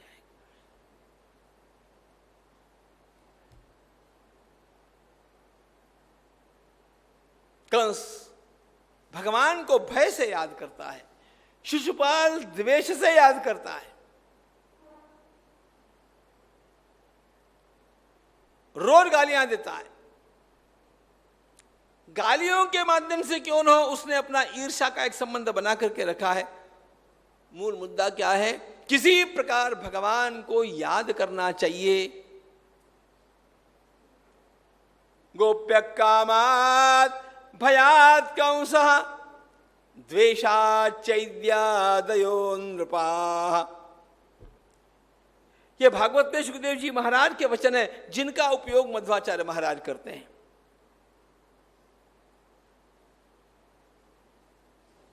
वे कहते हैं जीव का पुरुषार्थ क्या है। अच्छा, भागवत जी में भी ये वचन सुखदेव जी महाराज के श्रीमुख में जो आए हैं, पूतना का प्रसंग,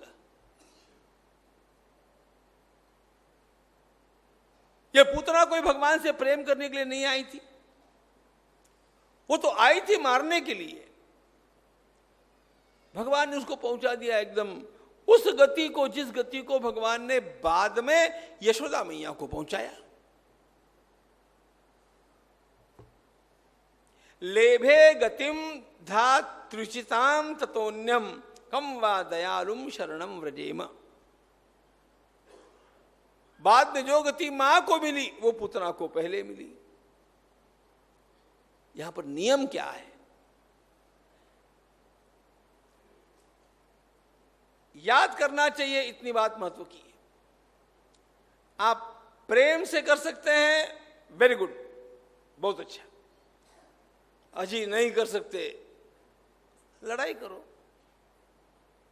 झगड़े से याद करो। कोई भी संबंध बनाओ। कौन कौन से संबंध बनाए जा सकते हैं, इसका बड़ा सुंदर विवेचन भावों के अंतर्गत उन्होंने किया। लेकिन ये संबंध बनना चाहिए, इसकी आवश्यकता है। कुरु भुंक्ष्व च कर्म निजं नियतं हरिपाद विनम्र धिया सततं। हरिरेव परो हरिरेव गुरुर् हरिरेव जगत पितृमातृगति। अरे सारे संबंध उसके हमारे साथ है ही। हरिरेव जगत, हरिरेव गुरु, वही हमारे गुरु है, वही सखा है, वही पिता है, वही मां है, वही हमारी गति है। आप जो बनना चाहेंगे वो बनने के लिए श्री हरि तैयार है। शर्त एक ही है कि याद करो। तस्मात् केनाप्युपायेन मन कृष्णे निवेशयेत्। जीव का परम पुरुषार्थ केवल एक ही है, वह किसी भी उपाय से भगवान को याद कर ले।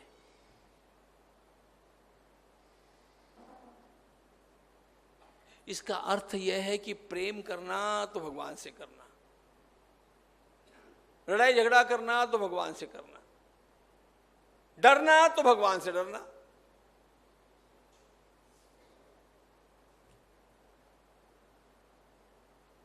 अब शास्त्र की भाषा में इस बात को सुन लो।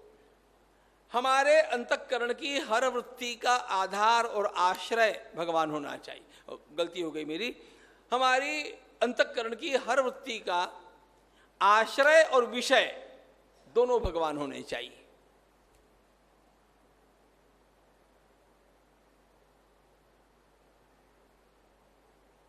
फिजिकल लेवल पर आपको जो संसार करना है करो, अंतःकरण की वृत्ति तो भगवान के ही होनी चाहिए। तो आपकी गति के बारे में किसी प्रकार की आशंका रह ही नहीं सकती।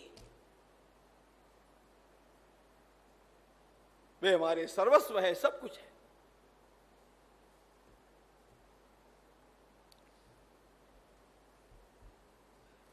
और जो इस प्रकार की भक्ति कर लेते हैं वे फिर क्या होते हैं, भगवान में लीन हो जाते हैं। ना ना ना ना, मध्वाचार्य महाराज कहते लीन वीन कुछ नहीं। ये लीन होना भगवान के साथ, भगवान में एकदम मिले ही जाना, उनको मान्य नहीं है। वे द्वैती है। ईश्वर का और जीव का भेद निरंतर रहेगा। मुक्ति के समय में भी जीव ईश्वर से अलग रहेगा, वो उसकी सेवा करता रहेगा। 5 प्रकार के भेद हैं।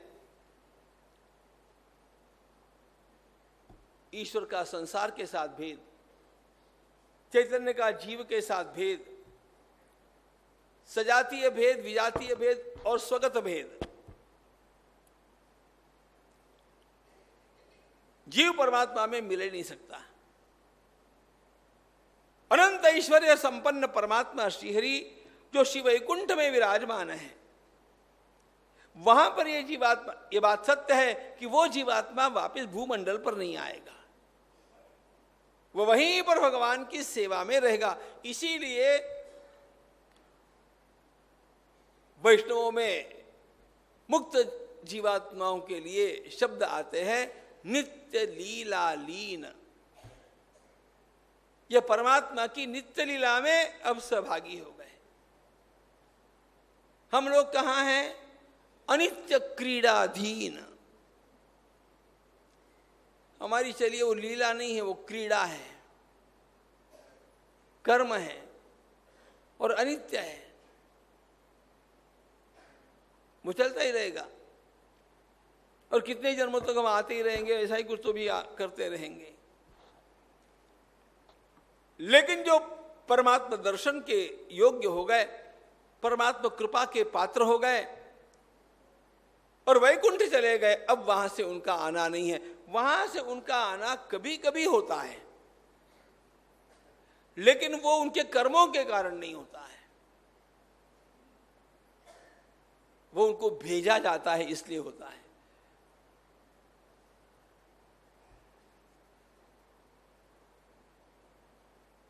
जैसा कि हम संत श्री गुलाबराव महाराज के बारे में देखते हैं, गोलोक से देवर्षि नारद जी ने भगवान श्री कृष्ण प्रभु से प्रार्थना की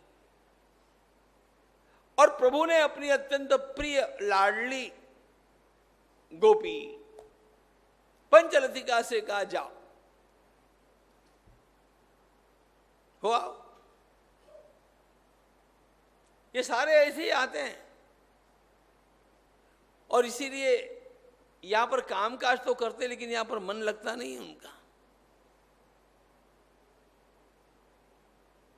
जल्दी चले जाते हैं। वैसे भी रोज मेल करके पूछते होंगे भगवान से, अब हो गया ना, आऊं क्या आऊं क्या।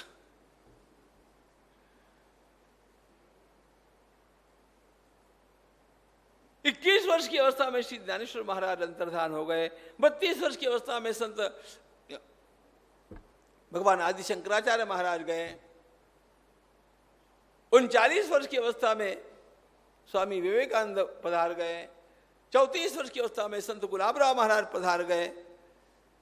अरे ये कोई जाने का समय है क्या?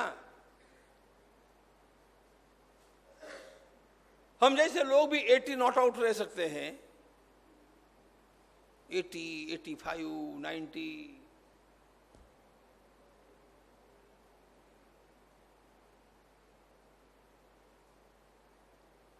भगवान शायद ये भी सोचते हैं कि आप वहीं पर रहे तो अच्छा,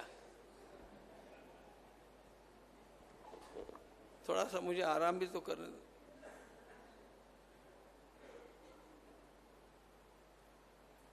परमात्मा इन मुक्त जीवात्माओं को कभी कभी अपने कार्य के लिए, भक्ति की संस्थापना के लिए, धर्म की संस्थापना के लिए, जीवों के उद्धार के लिए भेज देते हैं। यह बात दूसरी है, लेकिन इन जीवात्मा को पुनः आना नहीं पड़ता है। न स पुनरावर्तते, यही बात है। इन लोगों ने भगवत कृपा के 3 स्तर माने, उत्तम भगवत कृपा, मध्यम भगवत कृपा और अधम भगवत कृपा।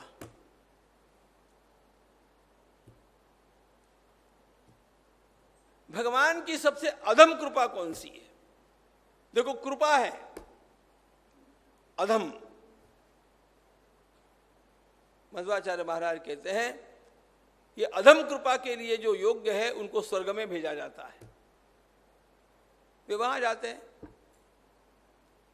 मौज तो करते ही है, स्वर्ग में क्या कमी है? भगवान की कृपा तो हुई, अधम कृपा हुई, क्योंकि स्वर्ग में जाएंगे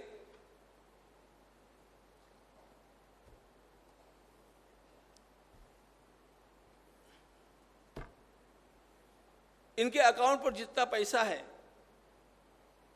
उतना खर्च करने तक तो इनके आगे आगे सब लोग करेंगे। क्रेडिट कार्ड का बैलेंस खत्म होते ही जैसे आदमी का दिमाग ठिकाने आ जाता है, वैसे ही पुण्य में जब गलती हो गई, वैसे स्वर्ग में जब अपना पुण्य समाप्त होता है, भुना भुना करके भुना, तेतम भुक्त्वा स्वर्गलोकम विशालो क्षीणे पुण्ये मर्त्यलोकम विशन्ति एवं त्रयी धर्ममनुप्रपन्ना गता गतं काम कामा लभन्ते गता गतम लभन्ते माम तु न लभते। ये अधम कृपा। स्वर्ग में गए, बड़ी मौज किए, क्या कहने, रहने के लिए कितने बढ़िया बंगले, सेवा करने के लिए उर्वशी ऐसा नाचनी। ज्ञानेश्वर महाराज ने बड़ा सुंदर वर्णन किया है।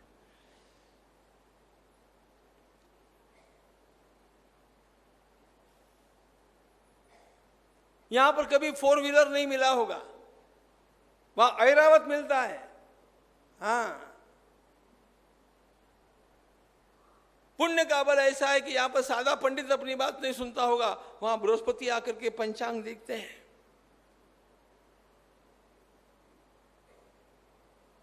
ये सब कब तक?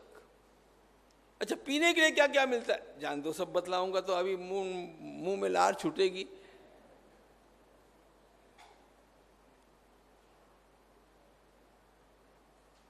ज्ञानेश्वर महाराज का वर्णन गजब का है, गजब। इतना बढ़िया तो वर्णन कोई कर नहीं सकता। फिर कहते हैं मग पुण्यांची पावटी सरे आणि इंद्रपदाची उटी उतरे। और जैसे ही पुण्य समाप्त होते हैं ना,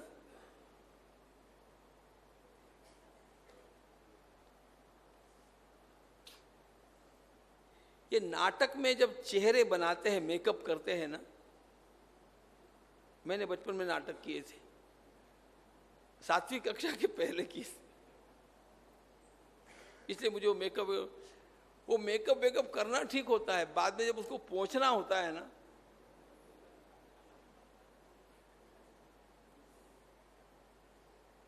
तब जरा चेहरा सामने देखना आईने में रख करके। इंद्रपणाची उटी उतरे, सुंदर रूप बनाया और अब वो रूप उतारा जा रहा है, स्वर्ग से धकेल दिया गया, आया फिर यहां। ये अधम कृपा हुई। पुण्य भी समाप्त हो गए, वापिस आना भी पड़ा, और वापिस आकर के फिर पछतावा भी इतना है कि वहां पर क्या क्या मिला था, अब यहां पर तो क्या है, खपरे।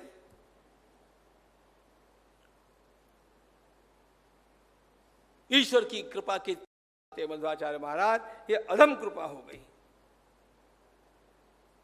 अधम प्रसाद। मध्यम प्रसाद, मध्यम प्रसाद ऐसा है, स्वर्ग वर्ग में नहीं भेजा, सीधा वापस भूमंडल पर भेजा, लेकिन अच्छे वैष्णव घर में भेजा। तो इसका परिणाम क्या होता है पता है? स्वर्ग में तो आपके पुण्यों को भुना भुना करके समाप्त किया जाता है, और वैष्णवों के घर में जब आपका जन्म होता है तो वहां पुण्यों को भुनाया नहीं गया, आपके पिछले पुण्यों के सारे एफडी आपको यहां पर मिल गए और अगला पुण्य करने के लिए सुविधा प्राप्त हो गई। ये मध्यम प्रसाद हो गया। ईश्वर की कृपा के 3 स्तर, ये अन्यत्र कहीं नहीं है भाई, ये मध्वाचार्य महाराज ने कहा है, बड़ा अच्छा, लेकिन बहुत ही अच्छा। कहां जाना है विचार कर लो।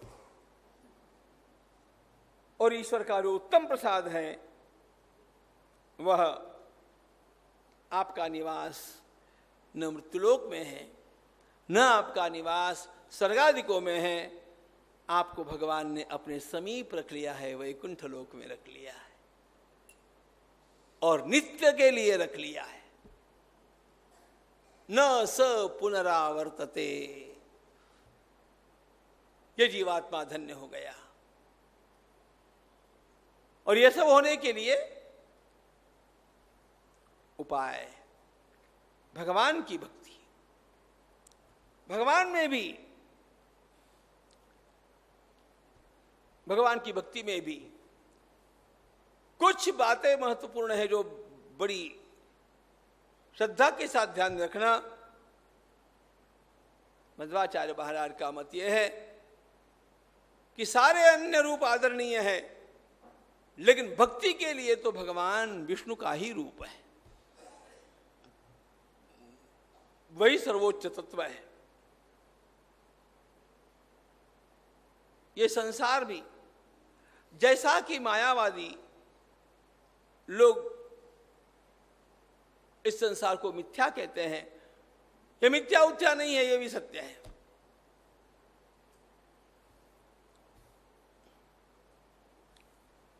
फिर कहते हैं कोई माने चाहे ना माने, आज नहीं मान रहा है तो कल मानेगा, कल नहीं मान रहा है तो अभी अज्ञान में होने के कारण चाहे अगले जन्म में मानेगा, लेकिन सारे के सारे जीवात्मा भगवान नारायण के ही नियंत्रण में हैं और वे उन्हीं के अनुचर होते हैं। अंततोगत्वा उनको जाकर के भगवान नारायण के चरणों में ही शरणागति स्वीकारना है। लेकिन ये उसके लिए जल्दी होता है जिसका अज्ञान चला गया, जिसको कोई ज्ञानी सत्पुरुष का सहवास मिला, सद्गुरु की प्राप्ति हुई। अन्यों को यह बड़ा विलंब से मिलेगा। मुक्ति का स्वरूप बतलाया है, शाश्वत सुख की प्राप्ति ही मुक्ति है। यन्न दुखेन सम्मिन्नम, जहां के सुख में किसी प्रकार के दुख की मिलावट नहीं है, यह मुक्ति का मध्व संप्रदाय में मत है। इस मुक्ति को प्राप्त करने का सर्वोच्च साधन भगवान की अनन्यता से भक्ति करना यही है। प्रत्यक्ष, अनुमान और शब्द, इन तीनों प्रमाणों को मध्वाचार्य महाराज ने अपने दर्शन शास्त्र में स्वीकार किया और अंत में एक महत्वपूर्ण बात वे कहते हैं कि सारे वेदों को पढ़ जाओ, सारे वेदांतों को पढ़ जाओ, सारे महाभारत को पढ़ जाओ, रामायण को पढ़ जाओ, श्रीमद् भागवत को पढ़ जाओ, किसी भी ग्रंथ को पढ़ जाओ, इन सारे ग्रंथों का अंतिम तात्पर्य केवल एक ही बात में है, भगवान नारायण ही सर्वोच्च है। उन्हीं की सेवा करने में जीव का सर्वोच्च कल्याण है। श्रीमन्मध्वमते हरिपरतरः सत्यं जगत्तत्त्वतो भेदो जीवगणा हरेरनुचरा नीचोच्च भावंगता मुक्तिर्नैज सुखानुभूतिरमला भक्तिश्च तत्साधनं याक्षादित्यतयं प्रमाणमखिलम नायैकवेद्यो हरि। अभी भी अंत में जिन बातों का हमने अवलोकन किया वे सारी बातें एकत्रित करके इस एक श्लोक में मध्वमत के दर्शन के रूप में बतलाई जाती है। श्रीमध्वाचार्य महाराज ने अपने सारे जीवन काल में स्वयं के द्वारा और अपने शिष्यों के द्वारा इन्हीं विचारों का प्रचार करने का कार्य किया।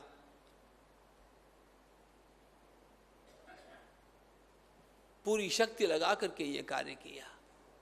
यह शक्ति सामान्य नहीं है, साक्षात भगवान हनुमान जी जैसी वायुदेव के अंश होकर के उनको यह शक्ति प्राप्त हुई।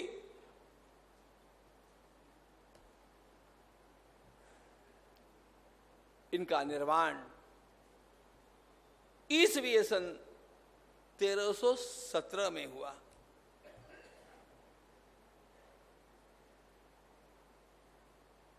परमात्मा में लीन होने वाले ये महात्मा भगवान के भेजे गए वायु के अंश रहे।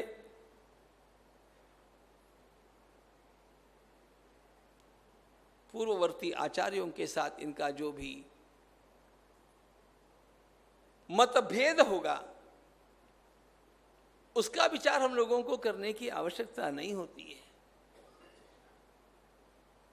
वो तो बहुत थोड़े से अत्यंत महत्वपूर्ण जो तात्विक चिंतन करने वाले लोग हैं उनके लिए है। हम लोगों के लिए ग्राह्य तो यही बात है कि परमात्मा नारायण की आराधना यह हमारे जीवन को कृतार्थ करने वाली सबसे बड़ी बात है। और भक्ति की इस भावना पर हमारे सभी आचार्य एक मत हैं। सब कभी कभी ऐसा माना जाता है कि चार आचार्य भगवान रामानुजाचार्य, भगवान निम्बार्काचार्य, भगवान मध्वाचार्य और भगवान वल्लभाचार्य महाराज महाप्रभु जी ये सब भक्ति का प्रतिपादन करते हैं और भगवान आदि शंकराचार्य महाराज कुछ और कर। गलत बात। ये सारी नासमझी की बात है। भक्ति के बारे में सबका मत पूरी तरह एक है। इसीलिए मैंने परसों भगवान आदि शंकराचार्य महाराज के उस स्तोत्र की दो पंक्तियों को आपके सामने गाया था, नारायण करुणामय। अब देखो, अभी तक आपने मध्वाचार्य महाराज के द्वारा जो भगवान नारायण की आराधना के लिए अत्यंत आग्रह सुना। भगवान आदि शंकराचार्य महाराज कहते मैं भी वही बोलता हूं ना, नारायण करुणामय शरणं करवाणि तावकौ चरणौ इति षट्पदी मदीये वदन सरोजे सदा वसतु। इसमें और कुरु भुङ्क्ष्व कर्म निजं नियतं, कुरु भुङ्क्ष्व कर्म निजं नियतं हरिपाद विनम्र धिया सततं। हरिरेव परो हरिरेव गुरुर् हरिरेव जगत पितृमातृगति। इसमें क्या अंतर है? एक ही भक्ति की बात को हमारे भिन्न भिन्न आचार्यों ने उन लोगों के संपर्क में आए हुए उन लोगों के संशयों को दूर करने के लिए उन प्रकार के अलग अलग तर्कवादों को उपस्थित किया, लेकिन सबने मिलकर के भगवान की भक्ति का प्रतिपादन किया। इतना हम सब लोगों के लिए अत्यंत ग्राह्य विषय है। गंगा मैया की जय।